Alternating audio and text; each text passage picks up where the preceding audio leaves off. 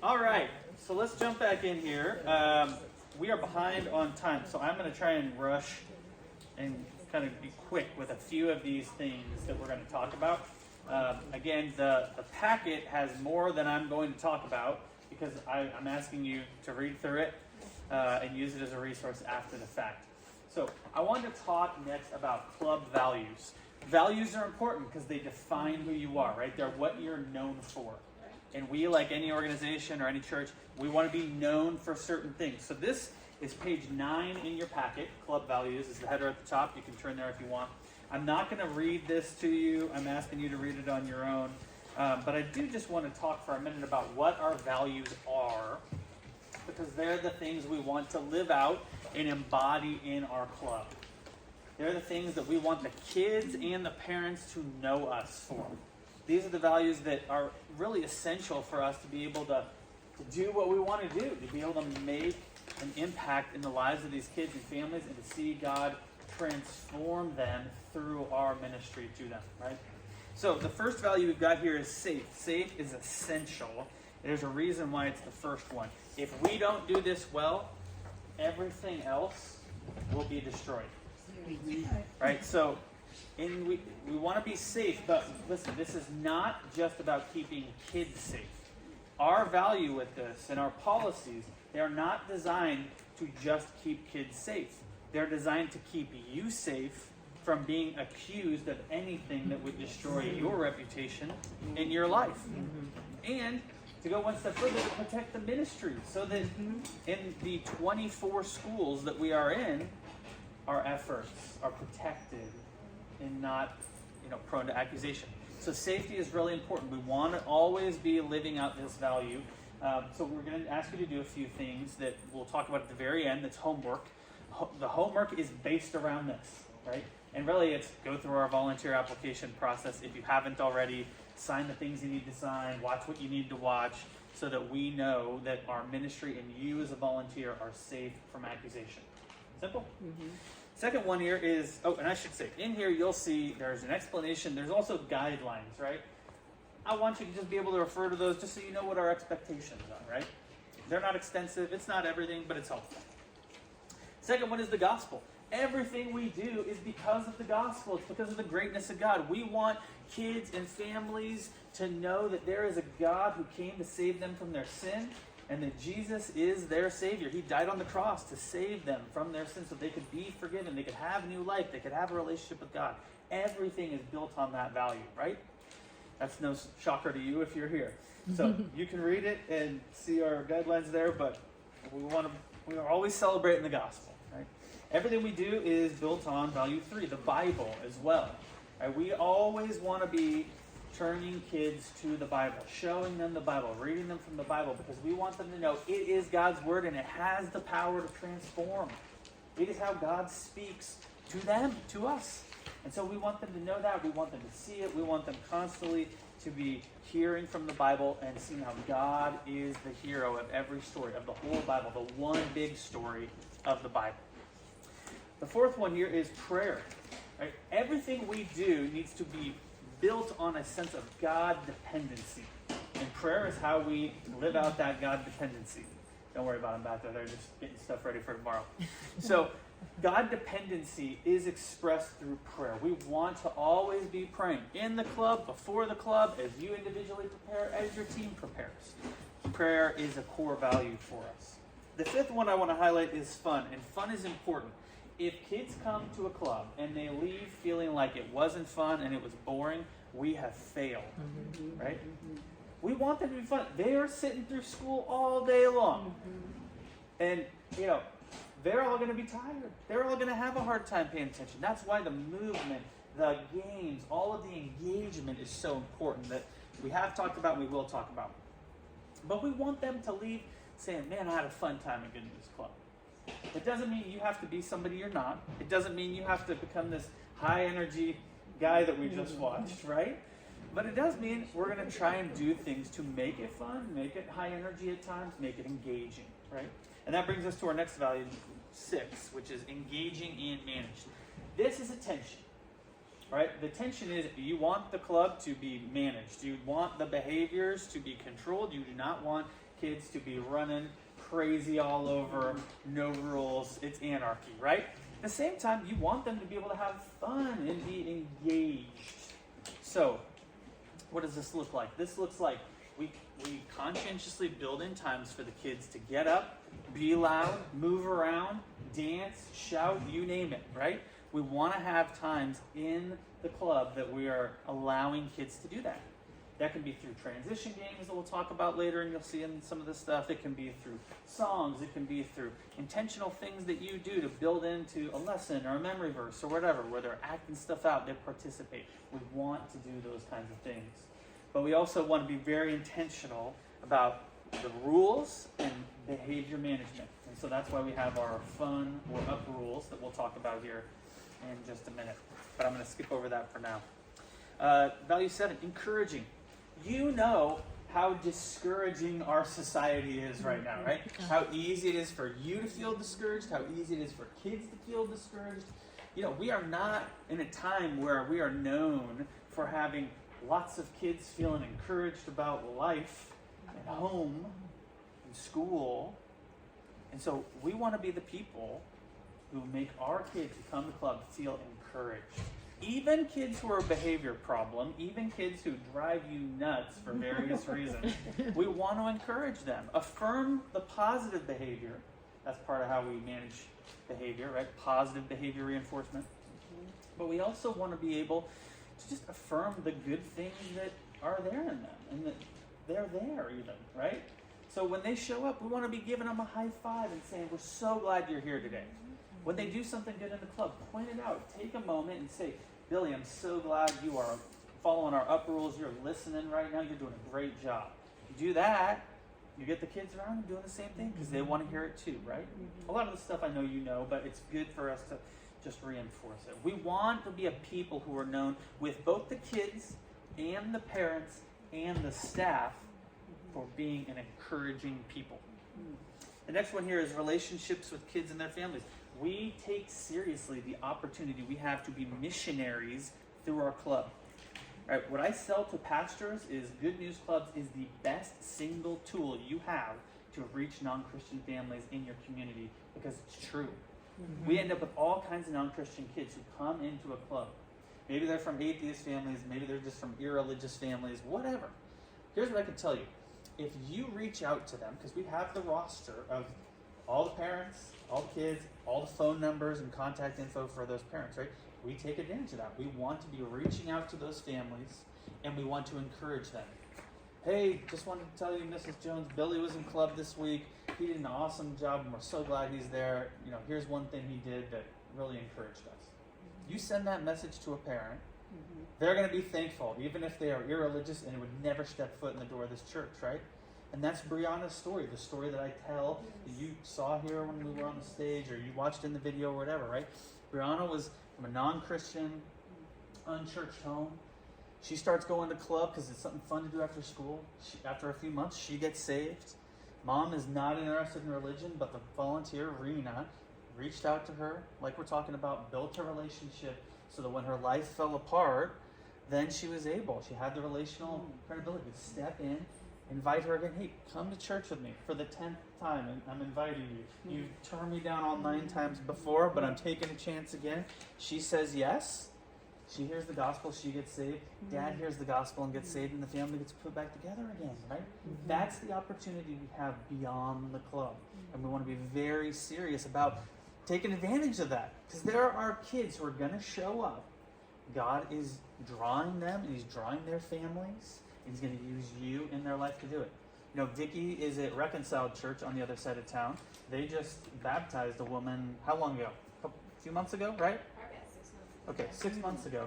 She came in through a Good News Club, gets saved, gets baptized. Lois, what did you just see happen? In the grocery store? Yeah. So I'm in the produce section of Smith's with my Good News Club sweatshirt on, and a young lady kept looking at me. I finally said hello, and she said, my kids go to Good News Club. I said, oh great, where do they go? Hayes Elementary. And they just started. I said, oh, that's a great club. They just started. They have 45 kids.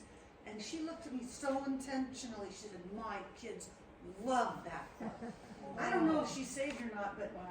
you know, Yeah. God's working in her heart through the kids. Yeah. That's Wow. 45 kids on average every week that are all hearing the gospel. Many of them are not saved. And Vicky's being able, Ron, her husband, they're able to build relationships. They're able to reach those families. And Reconciled is their church. So like they've already, that story about the baptism was their church. They've got 45 new families where they've got the same potential to reach them and have that story repeated. That's what we want. That's why the relationships piece is so important. That is so exciting. Yeah, it is, right? Yeah. Really exciting. It is. It's really exciting. Okay, value 9 is excellence. We care about doing things well. It doesn't mean we're perfectionists. It doesn't mean that we're going to sit there and kick you out of the club if you're not good. And it's nothing like that. What this means is like we're never arrived, right? We never give up on trying to get better. We always want to make sure we're trying to learn and grow because God is still working in us. We're still in process, right? And we want to be the best we can for the kids. So we want to take excellence seriously, which is why we also have value 10, preparation, right? You do not have to own all these parts of the club on the first week, right? I know right now it's a little overwhelming, it's a little intimidating, right? Right. Yes. But we will ease you in. But what I want you to know is as you get eased in, it's much easier if you prepare well. If you take preparation seriously where you practice doing that memory verse once at home. You take the time to watch that song once or twice a day in the week before club, you know, so that you can learn the motions. If you take preparation like that seriously, going into the club is so much easier and excellent, right? So those are the club values I just wanted to highlight with you, and I just want to encourage you, read through this later, right? I know today's overwhelming. Later this week, pick it back up, look over them again. I think there are things that you will agree with and be excited about, but there are things that we care about that we want to cover well. All right, so let's jump to our next thing, which is we're going to talk about just the introduction, the arrival, and then classroom management, right? So we're going to talk through the different elements of a club now. So we're going to pretend that we're at the start of a club, right? The bell is rung, the kids are showing up. What do we do? What does it look like? Now, again, this is an overview. This is, yes, we say hi. This is an overview. This is not me giving you every single detail that you need to know, because we'll cover the details more next week in our meeting and when we launch, right? You'll pick it up as we go. But Vicky's going to come up here. We're going to do this part together, actually. I'm going to let Vicky talk first, and then I'll jump in as well. But the video. Oh, it's on the next slide. No. Yeah. Now, if you're talking about the compliance video, that's at the very end. I'll cover it in homework. Okay, so we greet the kids enthusiastically, right? And as you learn their names, use their names. You know how everybody loves to be called by their name. Right. So once you've greeted them, you'll have somebody out there that will be doing attendance. So you will have an attendance sheet. And the first week of club, when you're in a new club, or each year as your club starts up, because we have to do this over each year, you'll be doing permission slips. So sometime before the club starts, permission slips will hopefully be given out through the school, or you'll be standing out on the sidewalks saying, I want to invite your child to a club, and get kids to sign up. We're also working on invite cards. They're like the size of business cards that we can give to you, that you can give to friends, kids. You can have your kids give them to their friends, however you want to do it. But we're using that as a tool too. They'll be printed later this week, so I'll be able to give them to you in our next meeting. Alrighty, so on this permission slip, and this, you have a copy of this in one of your It's in the packet, so if you keep turning past, let me see what page. Okay, so on this, if you happen to be a person who's helping to check in, you just 17. had it, you had it right there. Page 17. So we want to make sure they fill it out completely. If you're passing this out, you can tell parents. They can put, their kids on one unless they have more than 3 kids. We had a lady that had 7 kids last time at our club.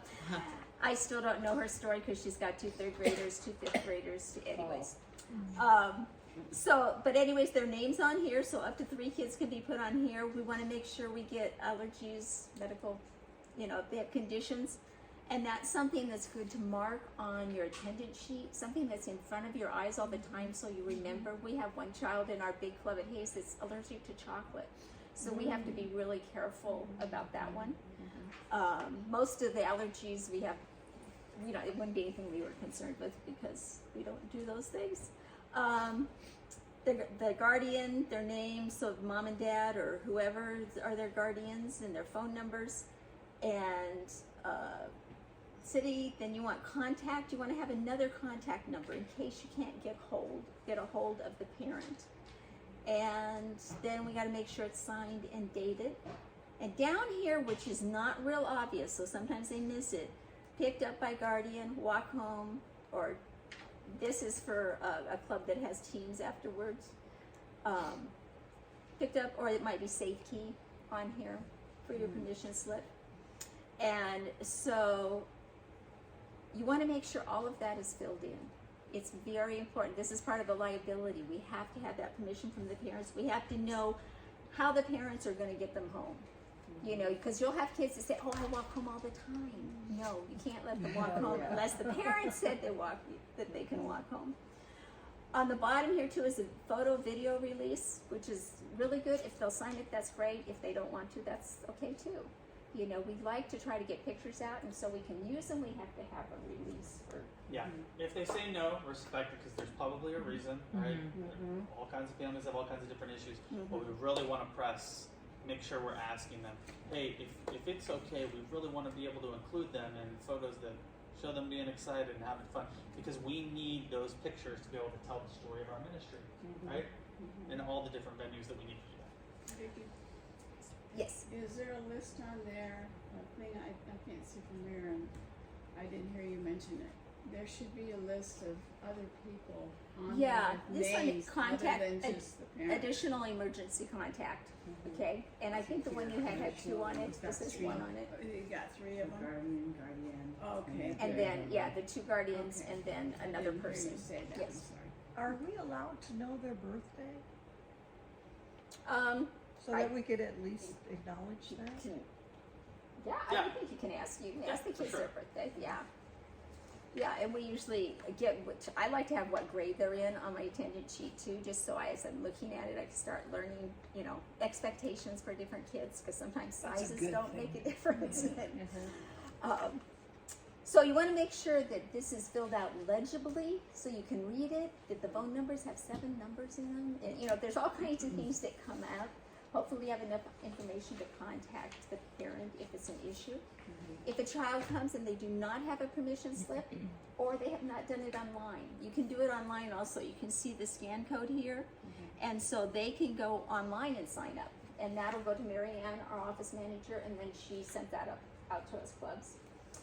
So that we know we have new people that signed up online. So this has to be either done way. before the first time they can attend? Right, so we Okay. pass them out ahead of club. Okay. Like I said, some schools, they'll pass them out to all their teachers to pass out in all the classrooms. Okay. Other principals will say, no, I don't want to do it at the school. So then we go out and stand on the sidewalk off their property.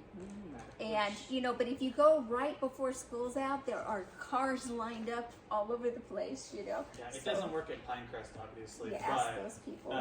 we're still trying to figure out with ODOT if they're going to distribute and send ones home. Okay. We are going to be included in the email this week, and then those flyers are in the office for pickup. Okay. Okay. Yeah, that's They're another. available. And you mean in the weekly bulletin thing Yeah, that they so it'll send be out? in Oh, the good. weekly bulletin. Okay. And then additionally, so if they see it there, they go to the office to pick up the actual form. Okay. All right, yeah, and in some of in the district schools, it's up to the principal. Okay, so we just abide by whatever the principal tells us. Some schools will put them in the office, some won't. But you can get the word out, and then you can hand them to kids as they're leaving too, and parents as they're leaving. Kim will just stand at the front door, right? And it's funny because we passed them out through the school. The teachers supposedly passed them out to all their classrooms, and then I went out and stood on the sidewalk to pass out some more because we didn't get a big response, and the parents were saying, "I never saw that. Did my kid got that?" So you never know. But anyways, that is very important. If they don't have a permission slip the first time they come to club, you can call their parent if they know the phone number, and you can call the parents and you can get a verbal okay for them to stay that day. But by the next club, they need to come back with a filled out permission slip. If you can't get a hold of the parents, you have to tell them, sorry, take this permission slip and come back next week, you know, get it filled out. Then attendance sheet. Yeah. So let me just say too, this document is why we don't violate the separation of church and state. So it's important that we take the permission slip seriously for that. It's also important because of the legal liability. Like we just went through a lawsuit where a kid got injured and, you know, it had to do with arrival dismissal type stuff. And so like it's just important that we follow these procedures closely, right? Okay. Do the parent pick that? Twice Does the parents pick them up from the classroom, or we bring them out to like the? We bring them out Office. usually. Okay. I don't know how it works at your school. Most schools we bring them out to the front of the school, and Okay. the parents are waiting out there, and we have the kids with us, and, And we say, match okay, them I up. want a high five or Oh, that's right. fist bump before, you know, because they'll say, I see my parents, I see my Oh parents. yeah. Show me, point out where they Okay, are. good. Yeah, Give that's me what a I'm fist saying. bump. If you don't know Nobody the takes parents. off. Okay. Yeah, so you do have to really watch that because we don't want anybody to slip through and decide they're walking home or something when they're not. So turn in your packet to page 18 and you'll see the weekly attendance report. That's what you're looking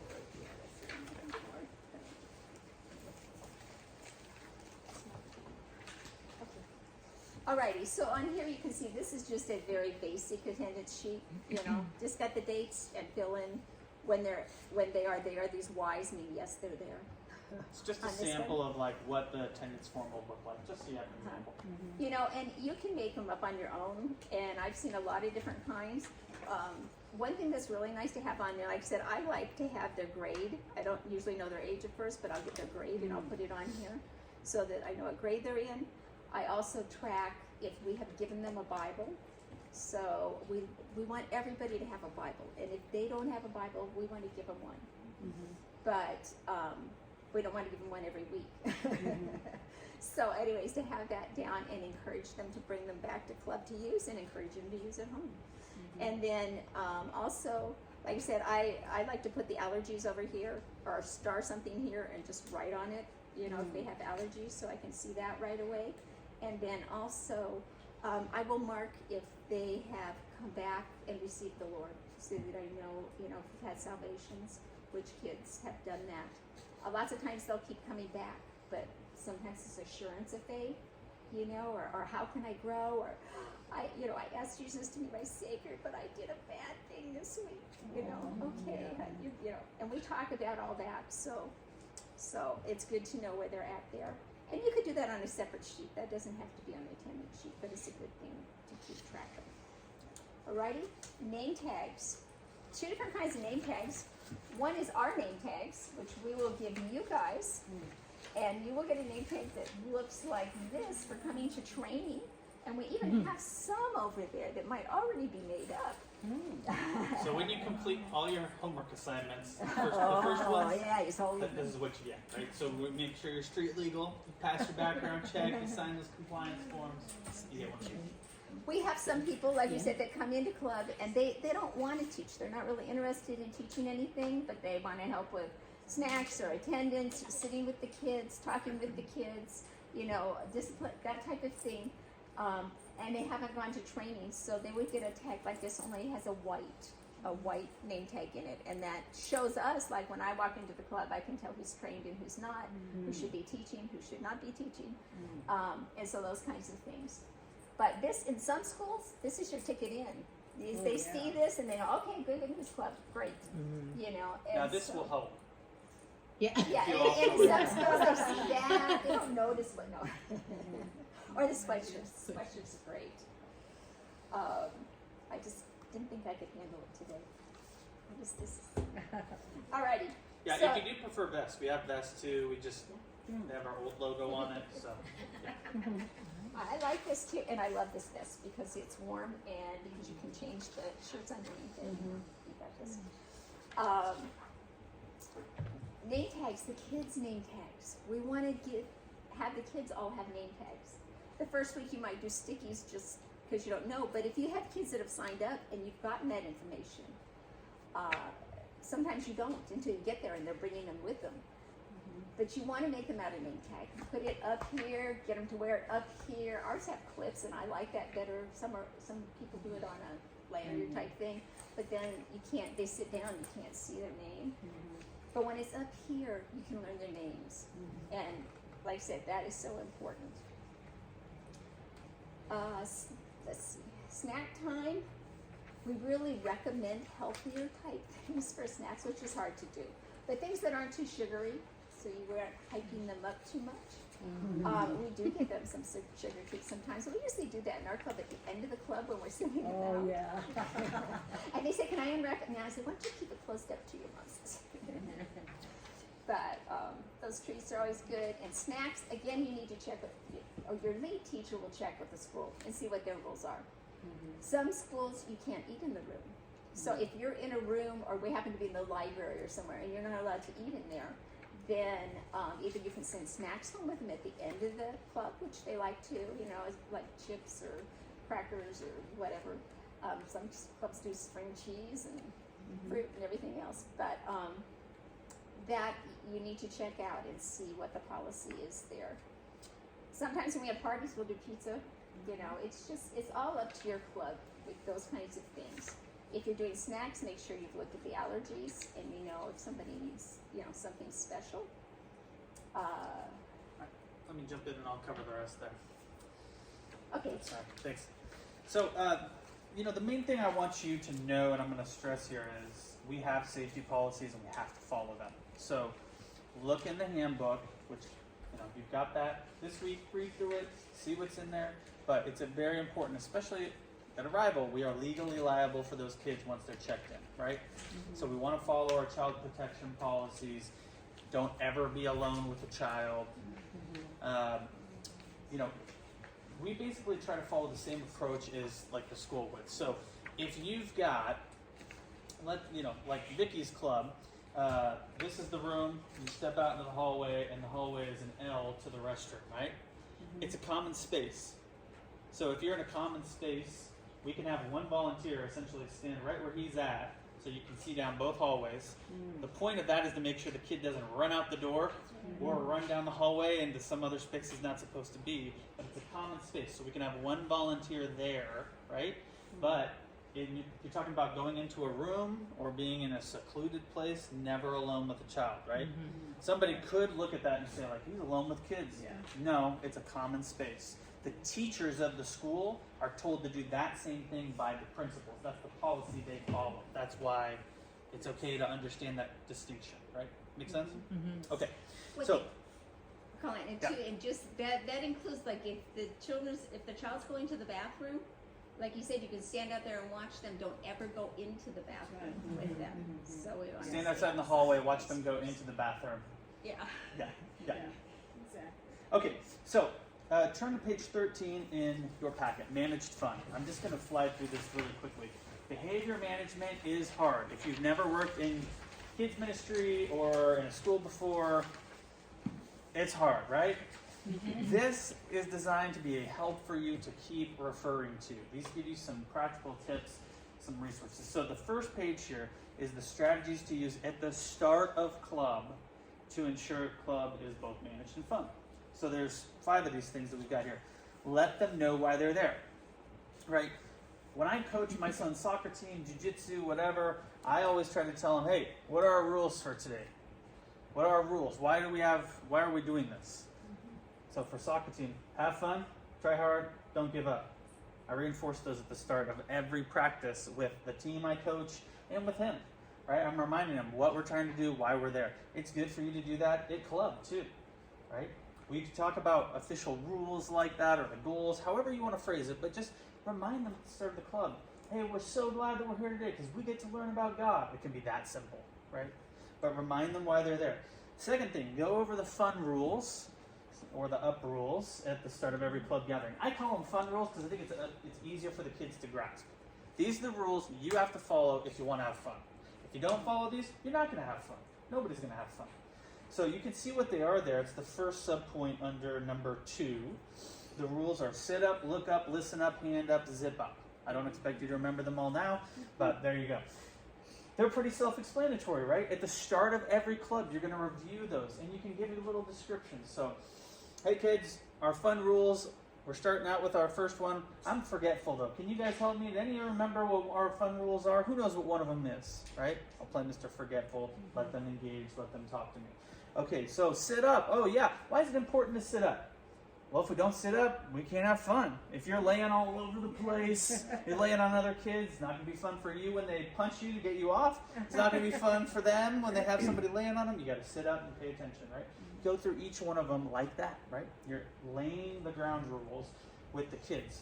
That's also important because then when you have to correct problem behavior later, you don't have to say, Kim, I need you to stop blah, blah, blah, blah, blah, and I lose the flow of my teaching because I have to correct an individual kid for 20 seconds. All I have to do is say, Kim, look up, listen up.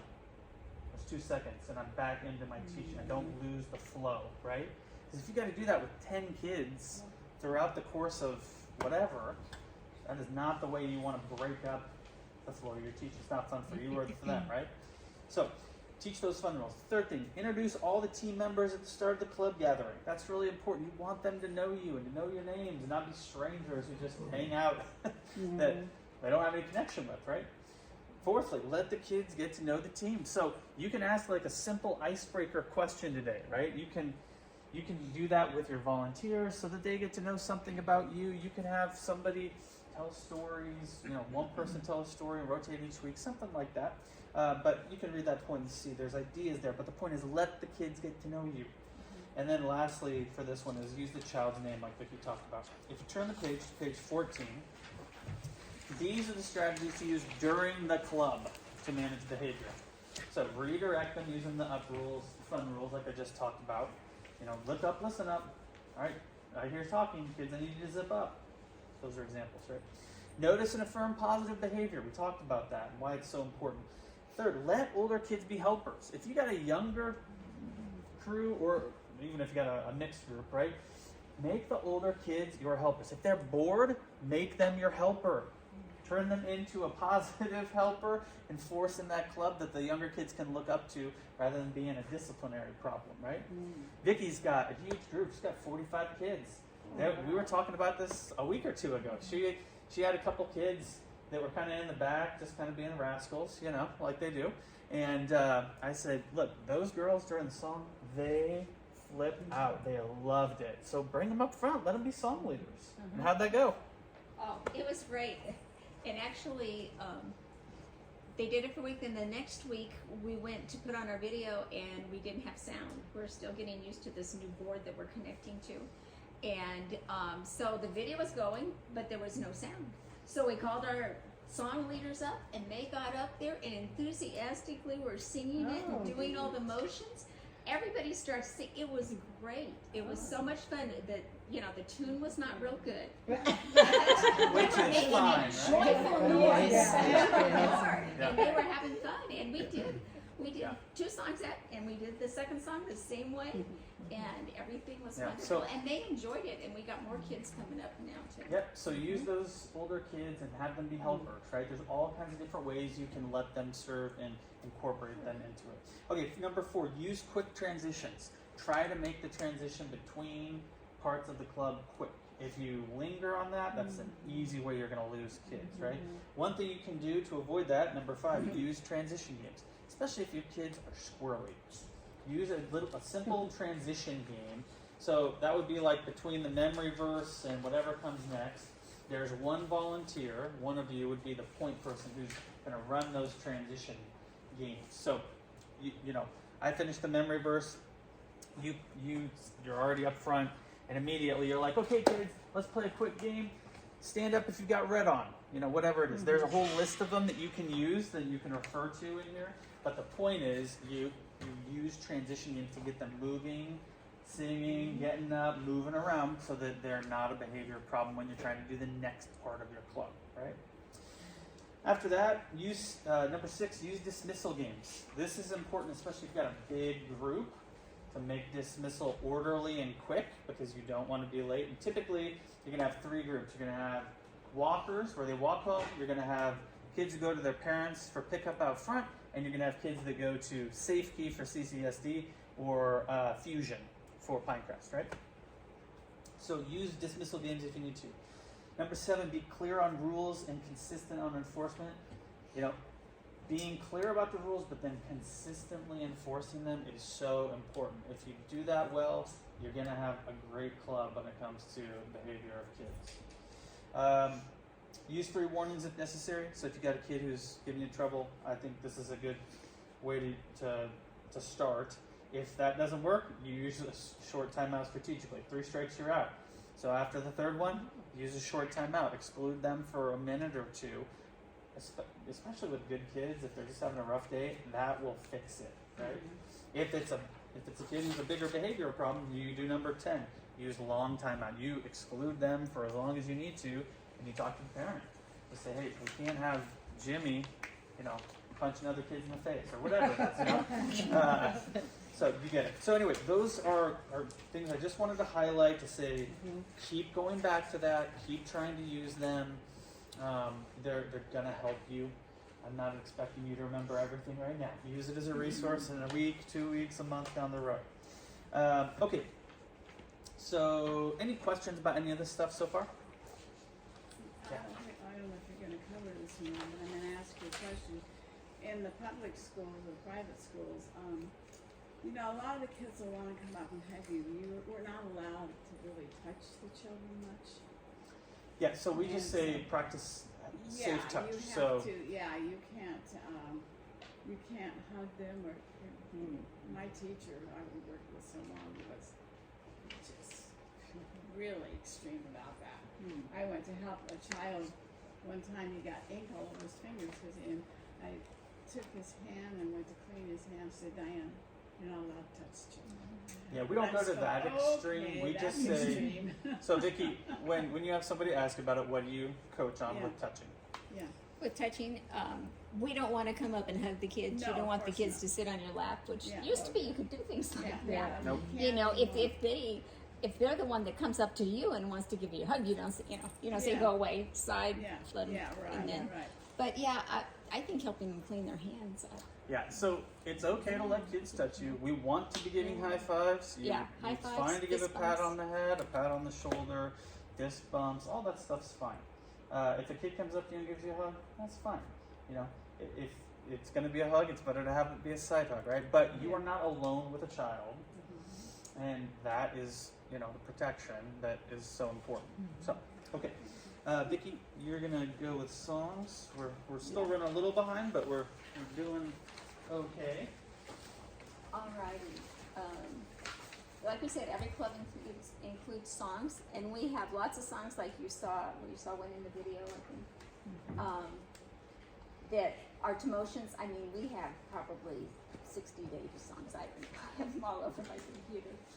But each set, with each set of curriculum, it gives you suggested songs that go with that material that reinforce the truths that you're teaching the kids. And then the songs are a way to get them up and get them moving and get them doing the motions. It's important both to do the motions and to sing. And when I visit clubs, it's interesting, some clubs, everybody's doing the motion. Because the songs are coming from there. Other times they're singing, but they're just standing there. So you might need to focus on part of it. Let's learn the song. Okay, so we're just going to watch and we're going to sing this now. Let's get the motions. But the better leaders you have, the better, the more enthusiastic leaders, the more enthusiastic the kids are. So learn them at home. There are 3 different ways you can get those songs to preview the songs beforehand. One is that you can go to YouTube and put in Child Evangelism Fellowship songs and then the name of a song, and it's most likely to come up on there. Or you can get it from whoever has the thumb drive in your club, because all those songs for that curriculum will be on the thumb drive. And third way is to go to the online training site, and they have it as a free course where you can watch. They have them all alphabetized, and you can watch songs on there.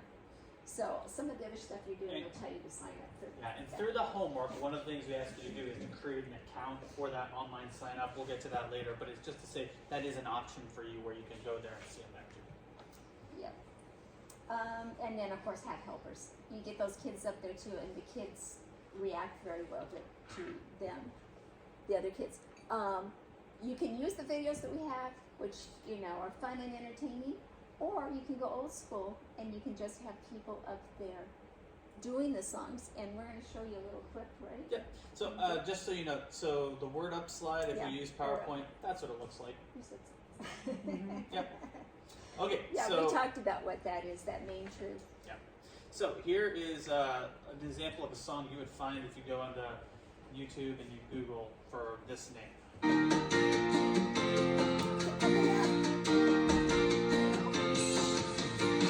God loves me. God loves me. So that's great. And God loves you too. He is holy. He is holy. Always good and true. Always good and true. All have sinned and fall short of God's glory. The Bible is our redemption story. God wants to be. God wants to be our Lord and friend. Our Lord and friend. So Jesus paid the price for our sins. So Jesus paid the price for our sins. Thank you, God Most High. You gave your perfect Son to die. You showed us your grace and love when Christ redeemed us with His blood. When Christ redeemed us with His blood. Thank you, God Most High. You gave your perfect Son to die. You showed us your grace and love when Christ redeemed us with His blood. When Christ redeemed us with His blood. So we've got all different kinds of songs. Some of them are quieter, more worshipful. Some of them are just real active and real spinning and jumping and getting the kids moving. Both are beneficial and both teach truths from God's word. So I need to show yeah. So let me show you this next video too. So this is from. This is from Cats, Cats Elementary, and they have a big club too. And they have some homeschool moms that work and dads that work in the club, and they brought their kids. We've watched them grow up in club, and those kids have taken on leadership roles. And so the kids will get up there and lead it without the video, and they get those kids going. I'll tell you. Yeah, so Abby is one of the leaders in this who's now 12. She was 11 for this. She's one of the most effective volunteers I got in terms of like the kids following her all the time, right? So this is another good example of, you probably heard me say, we want to be able to recruit families to serve in teams who can bring their kids and have them be a part of it too. So if you know people who you think might be interested, I keep saying this because frankly, one of the best ways for us to recruit volunteers is for you to ask your friends and people you know who you think might be interested, because if you're excited about it, they'll want to do it with you, right? So here you go. Okay, guys, so everybody get ready. We're going to sing Jesus is the Good Good News. So get ready to move around for the song. All right, here we go.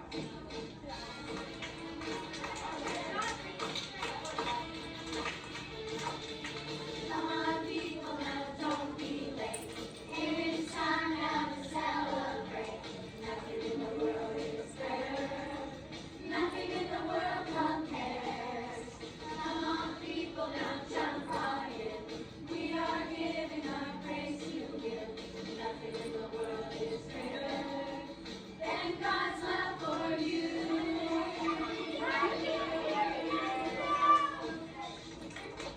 Jesus is the good news. He's the way, the life, and truth. Jesus' life, our sacrifice.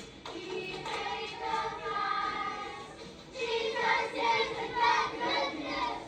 He's the way, the life, and truth. He forgives all our sins. He's our Lord. He's our friend. Jesus is the great good news. One more time. All right. So, the one thing I just want to encourage you with songs, if you watch the videos, man, there's a lot of emotions in there. When I watch it, like I just think, man, this is a little too much. Sometimes it might be. If it is, it's fine to pare it down, especially if you're doing it like that, right? You can decide to do half the moves and that's fine as long as you're moving and the kids are engaged. It's honestly one of the reasons why I prefer, even if we're going high tech with slides for the rest of it, I like with songs to go low tech because you can have the kids be more involved. You pick how many moves they can really follow, and you can gauge that over time. And for you as a volunteer, it helps to let you be able to decide what you have to follow, right? Then you having to try and keep up with 47 moves in a video that is a little too much. There you go. Okay, I like the videos. Just want to put that. I'm not saying I dislike them. I'm just practical. And you'll find as you go through different curriculums, certain songs that the kids love, and it's different depending on the groups. And then use those. You don't always have to use the one that's there. And maybe you might think, wow, we've been talking a lot about God the Father, God the Son, God the Holy Spirit. Well, we have a Trinity song that really lays that out. And we actually have two that talk about the Trinity. So, use one of those maybe instead of what they have. And then there are some of those songs like church songs, like Father Abraham, when we were doing Abraham, and we did Father Abraham, and they all like that. So you can use those kinds of